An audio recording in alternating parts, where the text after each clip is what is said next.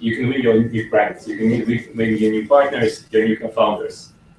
From my personal experience, I think when I just moved to London and I participated in a lot of hackathons, some of the closest friends I have right now is the people who I met during the hackathon. There's actually an interesting question about who is actually going to the hackathons. Like, what sort of developers are participating there? Are they like unemployed? Do they have nothing to do rather than going to the hackathons? Are they like junior? Are they senior? Are they skilled enough to build your idea? So again, from my experience, I've met very different skilled level people. They're also junior, they're also senior. There are people who work at BBC version. They also, their organization encourages people to participate and learn new things during the hackathons. There's startup people who are running small startups. They're trying to diversify their idea portfolio. They're trying to experiment with the new things. So they go there and trying to build something new. But they're also unemployed. But I think usually they are skilled enough to build your idea. Or they're going to learn and learn the skills in order to build the product that you're looking for. Like there might be another goal for you, maybe to learn a new skill. A lot of developers they actually like going to the hackathons to learn a new language or to learn a new framework. That might be your goal. If you accomplish that, you are doing. And the last thing is there's the mentors during the hackathon. There's the sponsors, and they're all looking for smart people to join their companies. So you might be scoring a job after the hackathon. So let's. I'm going to talk briefly about what should you do before the hackathon as well. So, in my experience, it's good to look for ideas and problems before the event. Try to brainstorm with yourself or with your friends, but it saves you so much time in order to come up with ideas and think what you want to do right before the event, rather than like in the first part of the day. It's also a good idea to find your potential teammates before the event rather than on the event. There is maybe a good idea, I'm not sure if you're doing this, Chen, but to organize some sort of Facebook group or post the event on the hackathon.io where people can post their ideas and people who are looking to join the teams, they can evaluate different ideas and run people with the idea in order to join. And once you can have your idea, it's good to think what you're going to actually build, because there's sometimes idea might be quite big enough, you just can't execute it during the weekend. So think, what is your MVP? MVP stands for minimum viable product, and the idea is that minimum viable product is the product that is so small, but it's enough for people to use and get value out of your product. So here's the idea of minimum viable product. So building a software business is not like building a car. So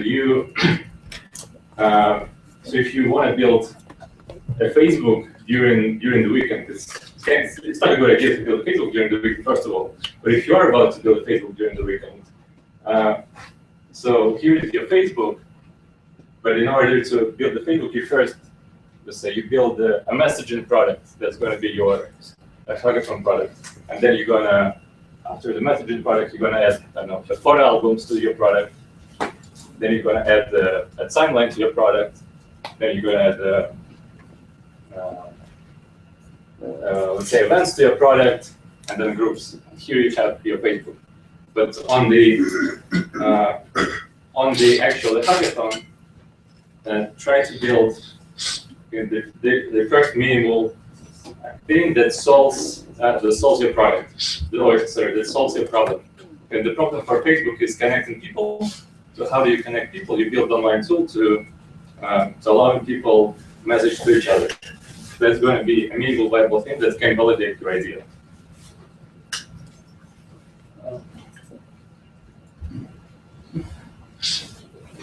So, few tips about the team. I actually like the team to be quite small and diverse. It's my ideal team is actually 2 or 3 people, and it's going to be a developer, designer, and a business person ideally. So we'll spend more time building things rather than talking. I'll tell you from my very first hackathon that I participated, our team consisted of 11 people. There was, I mean, we failed there. We talked a lot. I think the other problem with us was the guy who came up with the idea. He didn't know how to manage people. So we spent a lot of time talking versus building the things. People lost interest because they didn't know what to do. So you don't want to end up in this position. There's obviously cases where it's hard to avoid being a big team. In this scenario, it's good to have a clear leader who would assign the roles within the team. And the leader should manage the execution rather than discussion or brainstorming, because you're really time constrained during the hackathon. You really need to focus on building things rather than talking. If your goal is to win rather than build the relationship. There is, I mean, there some people also have a choice rather than join the huge team or build the product by themselves. So it's always an option to be just yourself. So consider that as a possibility.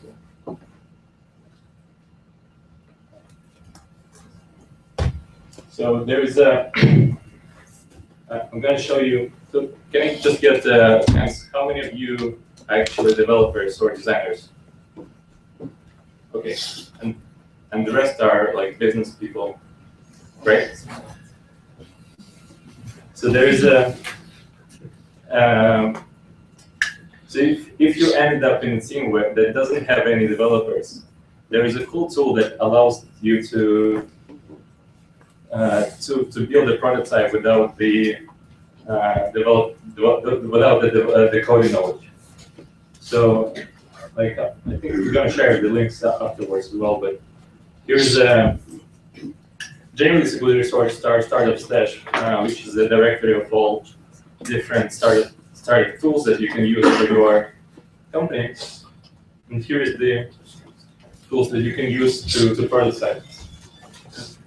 There's a huge list. I'm just going to mention a couple ones. Marvel is a very good prototyping tool. So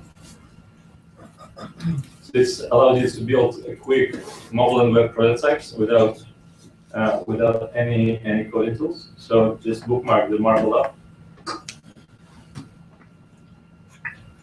There's another one which is good. It's Pop. It's an app that you can actually draw the prototypes on your hand and then take a photo on your phone and then connect your sketches that you draw into the interactive prototypes, which is pretty cool. And there's a very simple website builder called Strikingly. It's white combinator guys, but they allow you really quickly and very easily to build a simple landing page for your product or for your company, and it will take you literally just under 30 minutes. So you can do it really quick. But in general, just remember this resource, Startup Stash. They have a lot of different products for different purposes. So there is a category for idea generation, for naming your products, for getting the domains, hosting, for development, and going further to the finance, HR, and legal stuff. It's a very good resource.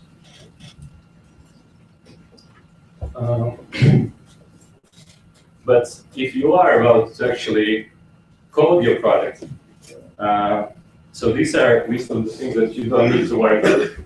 you don't need to worry about how scalable your technology is going to be, about the security of your thing, because it's a hackathon, it's not the area of your focus.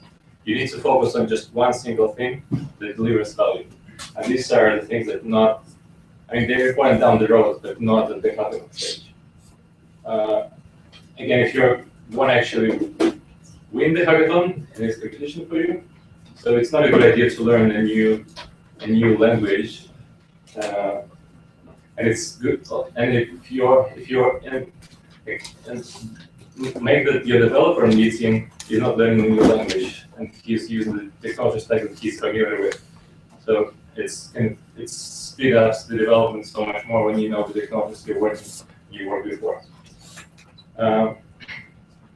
Also, when there's a list of like obvious things that each product has, let's say a login window that allows you to log in with Facebook, Google, LinkedIn, Twitter, email, has password recovery features. These are all obvious things that like everybody knows they exist, but they are not exciting things. So it's your product just doesn't need all of them in one. Like at the stage of minimal viable product. So it's good just to stick with one login provider, or just to mock the login experience completely. So we know that you're going to build it down the road. So just again focus on the core things and forget about the obvious things that you see in every application, like login screens, like settings and things like that. And obviously, yes, you don't need like terms of service and privacy policy. It's not for the hackathon. It's later when you have a proper business.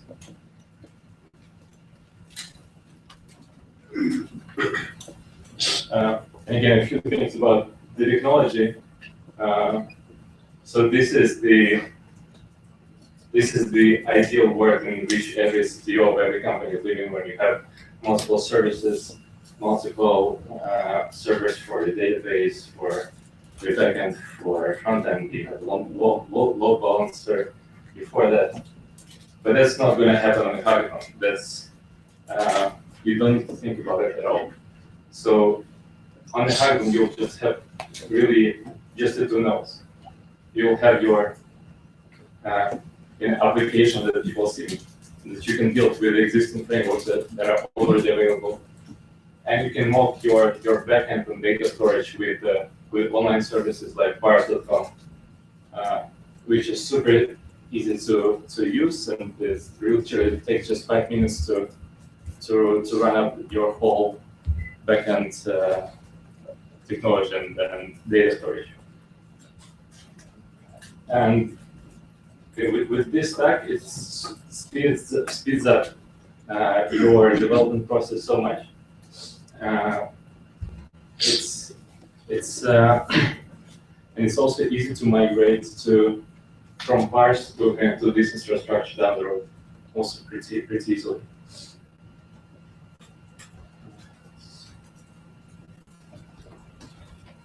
And also, it's a good idea, since it's 2 days hackathon. I know there is some people like to stay up all night and just have a lot of Red Bull and coffees. I think it's not a good idea. It's better to go to sleep under the table, or just go back to your home and spend your bed. It just helps you a lot the next morning to actually go there and present with a clear head, rather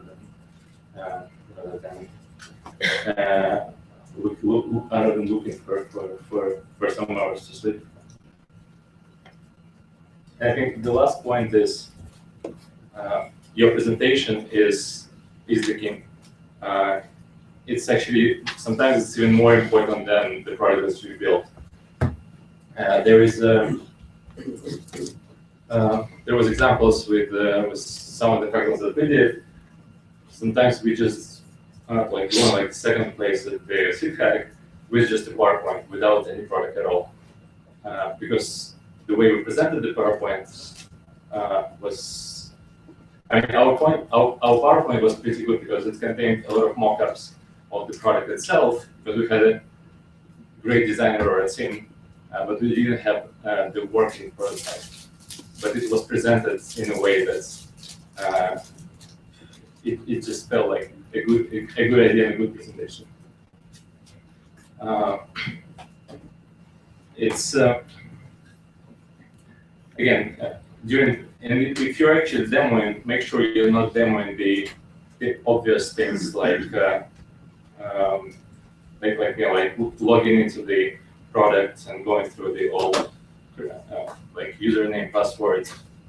It's just, again, it's not exciting during the demo. It's wasting your time. It's better to skip all of this and go straight to the product that you are demoing.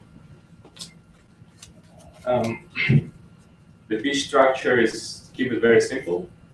You just state the problem first, then the solution, and then how your solution works. It's very simple structure.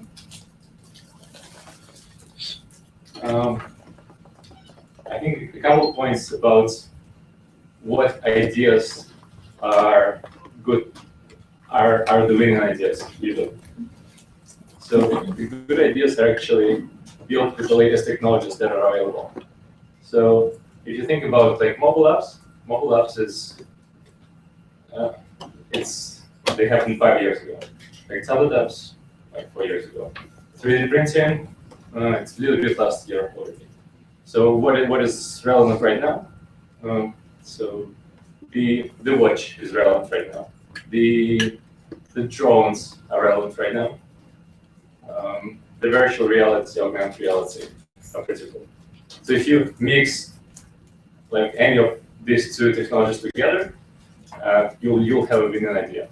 So if you have, let's say a watch and the drone, and the drones follows where the watch goes, it's pretty cool. And I think this is something that would definitely win your heart, I think.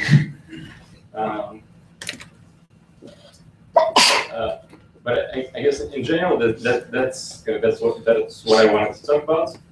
I think you made some notes. I think we're going to share this presentation afterwards. But anyway, thank you guys and good luck next week. Any questions? Any questions, guys? Good. Crystal clear. Wow. Okay.